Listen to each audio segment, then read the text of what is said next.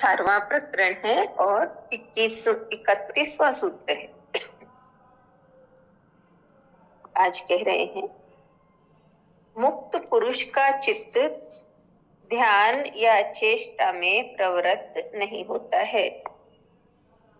मुक्त पुरुष का चित्त ध्यान या चेष्टा में प्रवृत्त नहीं होता है, लेकिन वह निमित्त या हेतु के बिना ध्यान करता है और कर्म करता है।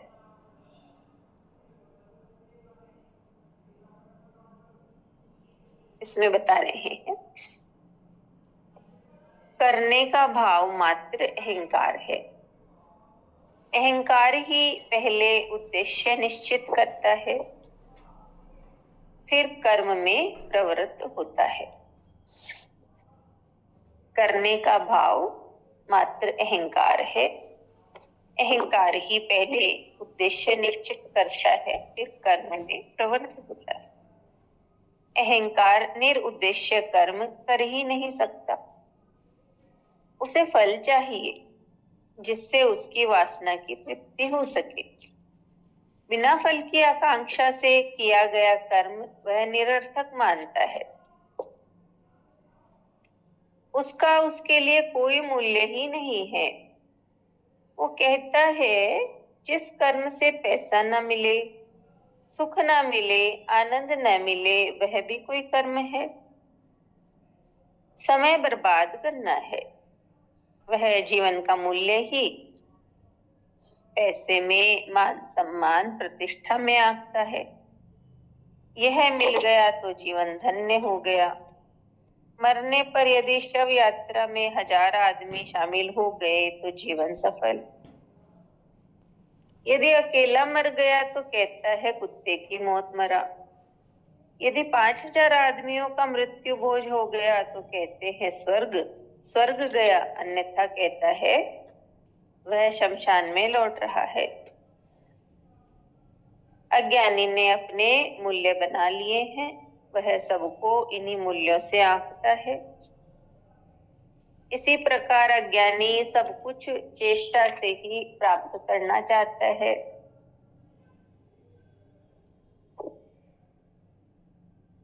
चेष्टा मात्र अहंकार के कारण होती है। जिसके पीछे उद्देश्य होता है, वह किसी निमित्त को ध्यान में रखकर ही चेष्टा करता है। बिना हेतु अथवा निमित्त में ध्यान भी नहीं करता।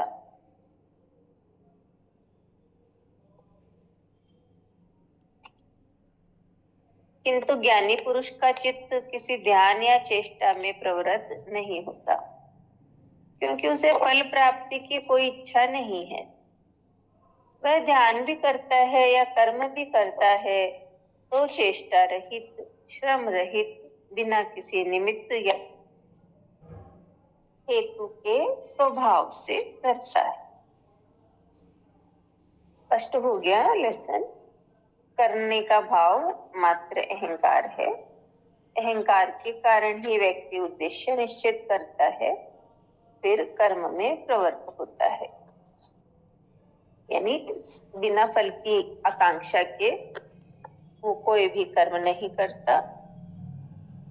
उसे फल चाहिए। कोई भी कर्म करेगा तो उसे फल चाहिए। मैं ये काम ध्यान भी करूं तो मुझे ये मिले, शांति मिले, परमात्मा मिले। यानी कोई भी कर्म करेगा ज्ञानी, उसको इसलिए करेगा कि फल मिले, और बिना फल के उसको कोई भी कर्म करना समय बर्बाद करने जैसा ही लगता है। तो बताया, तो इस तरह से उसने, अज्ञानी ने अपने मूल्य बना लिए हैं और सबको वो इन मूल्यों से ही आंकता है। सब कुछ करता है। कोई कहा ना कि जीवन का मूल्य पैसे, मान, प्रतिष्ठा में आंकता है। अगर ये सब मिल गया तो जीवन धन्य है। कहा ना कि मरने पर शव यात्रा में 1000 आदमी आ गए तो मानता है कि जीवन सफल हो गया, और अकेला मरता है, कोई नहीं गया तो कहा कुत्ते की मौत मर गया। इस तरह ज्ञानी सब कुछ प्राप्त करना चाहता है, तो चेष्टा अहंकार के कारण होती है।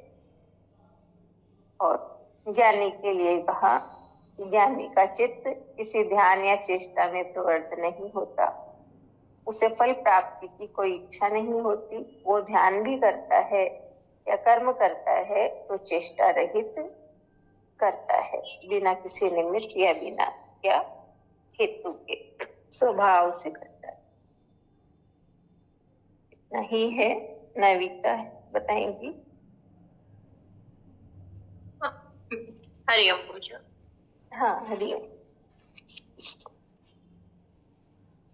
आज के सूत्र में यही बताया कि करने का भाव मात्र ही अहंकार है। जैसे कहा कि अहंकार की वजह से ही हम कर्म करते हैं, कि करने का भाव आता है, या कहें कि हमारा अहंकार ही पहले हमें उद्देश्य निर्धारित करवाता है कि ये करना, फिर उसके बाद में हम कर्म करते हैं। तो यानी कि कोई फल की इच्छा रखकर ही कर्म करते हैं, अहंकार वैसे चलता है। तो कुछ भी चीज कर रहा हो तो उससे कुछ नहीं मिलेगा तो उसको लगेगा कि ऐसे ही फालतू में समय बर्बाद किया, जीवन बर्बाद किया। तो चाहे वो अच्छा कार्य हो, चाहे मतलब जैसे पैसे कुछ कार्य कर रहा है, उससे पैसे नहीं मिला, मान सम्मान पद प्रतिष्ठा ये भी नहीं मिली, यहाँ तक कहा कि जो कुछ काम कर रहा है उसको करके उसे खुशी नहीं मिली, आनंद नहीं मिला, तो उसको लगता है फालतू में वो सब काम किया। यानी अहंकार की वजह से वो उद्देश्य भी निर्धारित करता है और उसकी वजह से वो कर्म में लगता है और फल की भी इच्छा रखता है। और जब वो अपने ही मूल्य बना लिया उसने कि इस तरह से ऐसा होना चाहिए, ऐसा नहीं होता है तो वो सब बर्बाद है। तो जैसे इसी में बताया कि यदि जैसे कहा ना कि मरने के बाद शव यात्रा में जितने ज्यादा लोग गए यानी बहुत अच्छा है वो, फिर और कम लोग गए, अकेला ही गया तो कहा कि कुत्ते की मौत ही मर गया वो। तो ऐसे मानदंड वास्तव में समाज में बने हुए हैं, तो लोगों को सत्य से तो बहुत दूर हो जाते हैं लोग और इनमें ही लगे रह जाते हैं, ये चीजों पे लगे रह जाते हैं सब। लेकिन सत्य क्या है? सत्य इतना सहज स्वाभाविक है कि वहां पे मतलब इन सब चीजों की आवश्यकता ही नहीं है।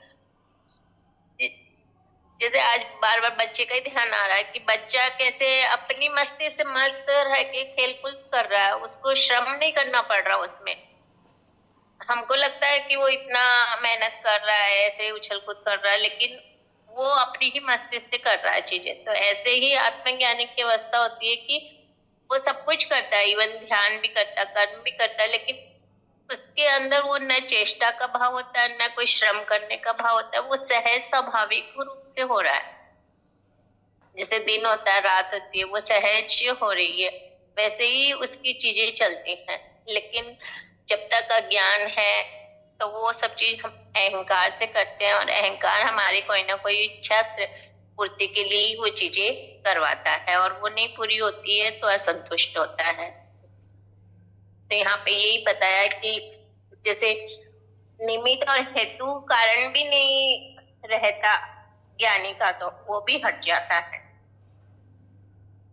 और अज्ञानी है तब भी कुछ ना कुछ निमित्त बन के, कुछ ना कुछ हेतु यानी कि वो उद्देश्य बना के ही चलता था। हरे। हाँ, बहुत सुंदर, बहुत अच्छे से बताया। हाँ, किरण आंटी आप बताएंगी।